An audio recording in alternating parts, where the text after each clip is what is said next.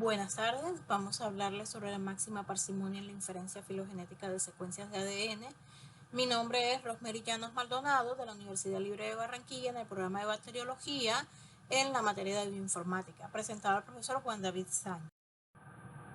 Inferir una filogenia es un proceso de estimación que se hace de la mejor estimación una historia evolutiva con base en información parcial o incompleta que representan datos disponibles.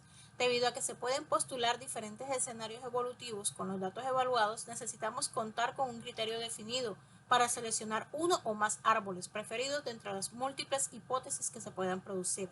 Al definir este criterio óptimo, comparamos filogenias alternativas y podemos decidir cuál es el mejor o si hay varias de ellas que son igualmente.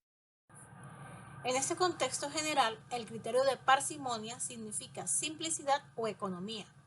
Este principio postula elección de la hipótesis más sencilla entre varias hipótesis concurrentes.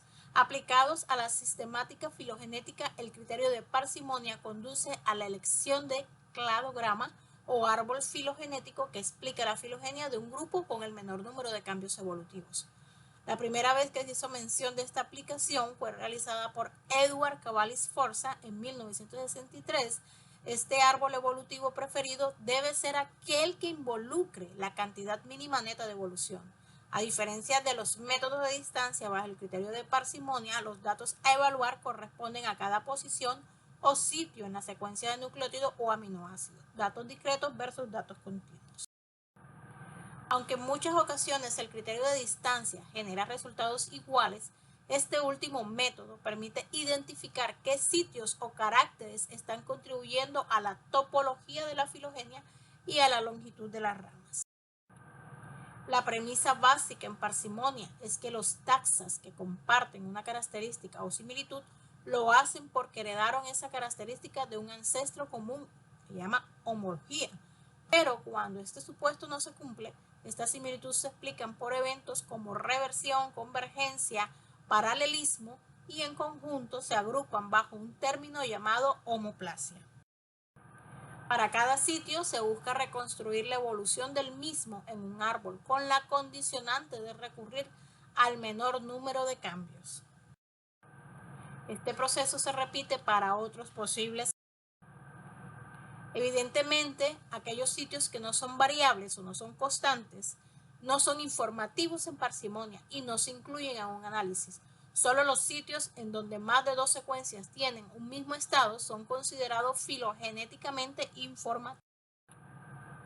En la parsimonia existen distintas variantes. Tenemos la parsimonia no pesada o sin peso, que son sustituciones de nucleótidos o aminoácidos que ocurren en todas las direcciones con la misma probabilidad. Y tenemos la parsimonia pesada, que es cuando se asumen sustituciones, transiciones, que ocurren más frecuentemente que otras, llamadas transversiones, y en consecuencia resulta razonable asignar diferente peso a los distintos tipos o eventos de sustitución. Por lo tanto, algunos tipos de sustituciones son más frecuentes que otros o algunos sitios evolucionan más rápidamente que otros. Esta asignación del mismo costo a todos los cambios podría resultar en árboles poco confiables. En cualquier caso, el objetivo es dar mayor peso a los cambios que son raros, los cuales son menos probables que sean homoplásicos, particularmente cuando las tasas de cambio son altas y por lo tanto más probables que reflejen la historia filogenética. En la parsimonia pesada, pesamos el carácter. ¿Cómo se pesa el carácter? En genes que codifican para una proteína, los nucleótidos de los que cada una de las posiciones del codón evolucionan a distintas tasas de. Considerando que las transiciones ocurren más frecuentemente que las transversiones, nos resulta conveniente darle mayor peso a estas últimas y esto se puede implementar construyendo una matriz de costos o de pasos. Cuando los niveles de divergencia son bajos, es posible que incluso los métodos de parsimonia sin peso funcionen adecuadamente y se puedan obtener la filogenia correcta. En el método de búsqueda de árboles óptimos, el criterio de máxima parsimonia nos permite aceptar como la mejor hipótesis, el árbol con el mejor número de cambios evolutivos en la práctica, y el reto es encontrar ese árbol entre los múltiples árboles posibles que se puedan generar con los datos. Incluso son solo pocas secuencias o taxas, se pueden producir un número importante de árboles, y este número de posibles árboles se incrementa de manera factorial con cada nueva secuencia o taxón. Tenemos algoritmos exactos, métodos heurísticos, búsquedas exhaustivas, búsquedas aproximadas, y en estas búsquedas aproximadas tenemos que la función de cada uno de los métodos heurísticos por sí mismo no nos garantizan encontrar la solución óptima. Varios programas, PAU y otros, utilizan un sistema de 2 fases para realizar búsquedas aproximadas.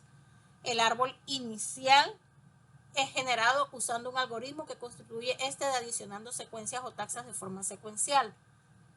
Y en filogenia, la cima más alta corresponde al árbol óptimo, es decir, el más parsimonioso o el más. En la adición secuencial, el inconveniente es que esta ruta que se sigue no necesariamente nos conduce a una solución óptima y se pueden quedar entrampados en una solución subóptima. Y con el propósito de encontrar la mejor solución con este algoritmo, se nos recomienda repetir el proceso varias veces, haciendo réplicas, y que la adición de secuencias sea al azar. Una vez se genera un árbol inicial, se puede implementar los métodos de intercambio de ramas, los cuales involucran el corte del árbol en uno o varios segmentos y un reensamble posterior de estos elementos de tal forma que se obtenga un árbol distinto al original. Este proceso se detiene cuando los rearreglos adicionales no mejoran el valor del guardado. En general, los métodos de parsimonia pueden ser eficaces bajo diferentes escenarios evolutivos, pero se ha demostrado que resultan más efectivos cuando la tasa de evolución de los taxas analizados son lentas. Bajo ciertos escenarios, parsimonia puede ser potencialmente inconsistente o nos puede conducir a una solución equivocada. Estas situaciones en las que los linajes o secuencias con una tasa de cambio muy acelerada aparentemente muestran una relación estrecha, a pesar de que esta no sea necesariamente cierta.